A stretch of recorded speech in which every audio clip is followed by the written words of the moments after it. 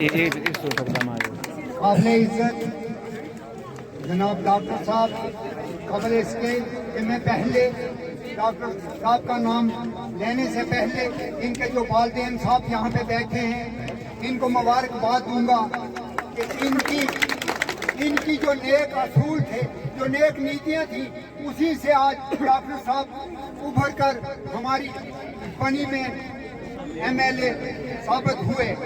तो इसकी ज़्यादा बधाई, ज़्यादा जो सराहना है, जो मेरे भाई हैं मुझसे शायद छोटे हों या बड़े हों, डॉक्टर साहब के वालिदैन हैं, इनको ही जाती है।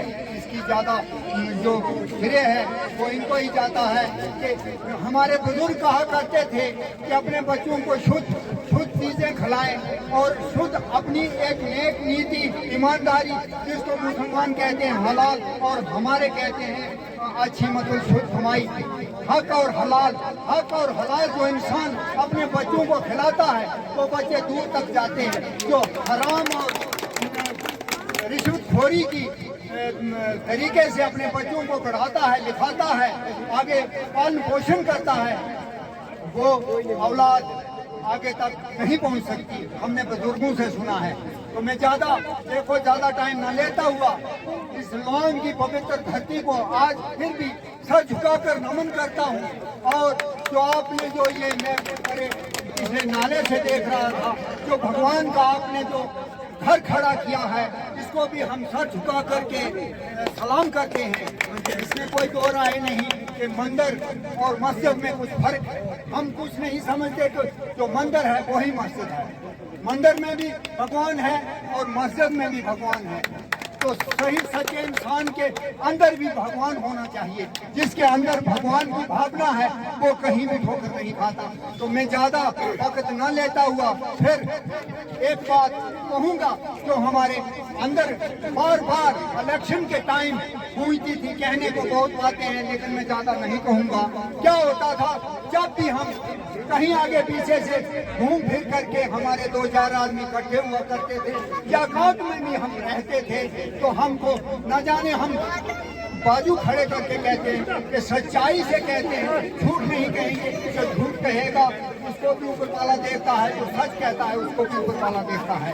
तो हम यही गिनती करते थे कि घूम फिर के पूरे इलाका में घूम फिर के कि अब होने वाला क्या है, क्योंकि हमारी इज्जत हमारी दांव पे लगी हुई थी। कोई मामूली इलेक्शन कोई मामूली काम नहीं भाइयों। इलेक्शन बहुत एक कठिन काम होता है।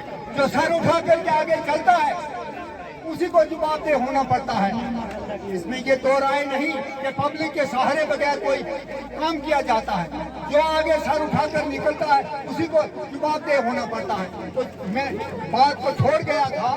जब हम घूम फिर के कहते थे कि वहाँ हमको इतने भंडार में इतना वोट पड़ेगा, ठक्कर में इतना वोट पड़ेगा, टंडी घुटू में इतना वोट पड़ेगा, बनी के अंदर हमें इतना वोट पड़ेगा, तो वहाँ से फिर बैठ करके हम क्या कहते थे कि हौसला हमारा कहाँ बुलंद होता था, वही हौसला बुलंद रहा।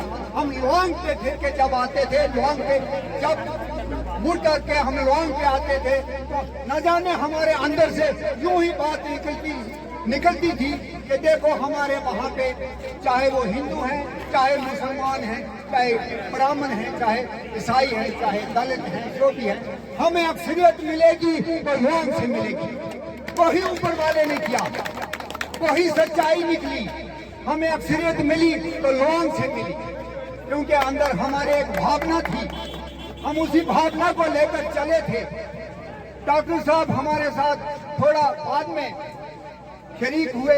हमारे ये सरपंच हैं, सुशील जी हैं, मैं इनको भी काफी मुबारकबाद देता दूंगा कि यही हमारे साथ एक नौजवान भी हैं, हम तो बुजुर्ग भी हैं, कभी हम हिम्मत हार भी जाते थे।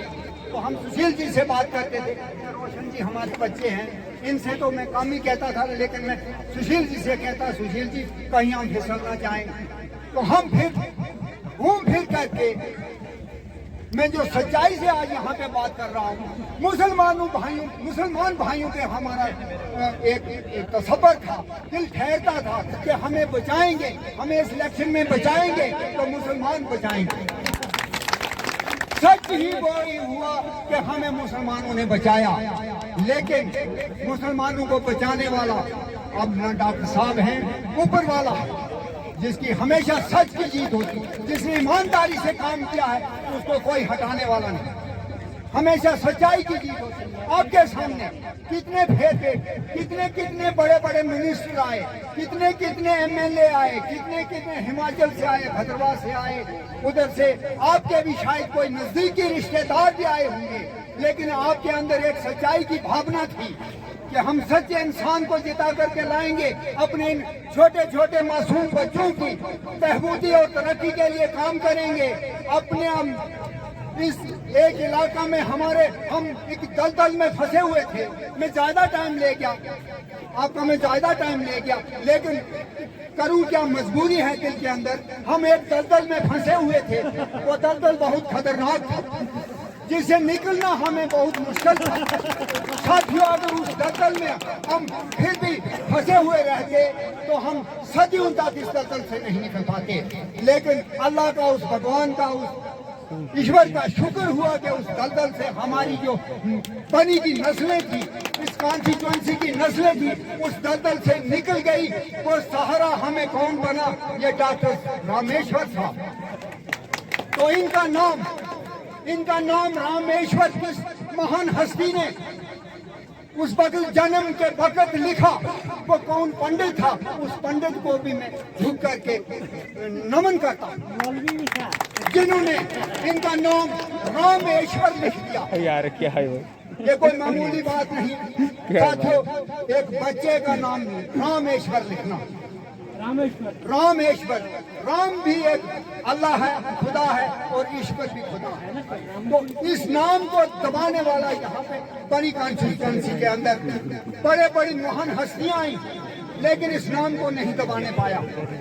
तो ये नाम एक सच्चा नाम था, सच्ची भावना का नाम था, और इसको सच से रखा गया था। अब हमें पूरा यकीन है कि रामेश्वर जी किसी के साथ इम्तियाज नहीं करेंगे, चाहे वो किसी भी मजहब का होगा, चाहे गद्दी हो, ठक्कर हो, ब्राह्मण हो, मंगन हो, ईसाई हो, किसी के साथ भेदभाव नहीं होगा। सबको एक नजर से देखा जाएगा, जो भी काम होंगे बराबर प्रायोरिटी पे किए जाएंगे। तो मैं ज्यादा वक्त न लेता हुआ अब आपसे माफी चाहता हूँ। जय हिंद, जय भारत।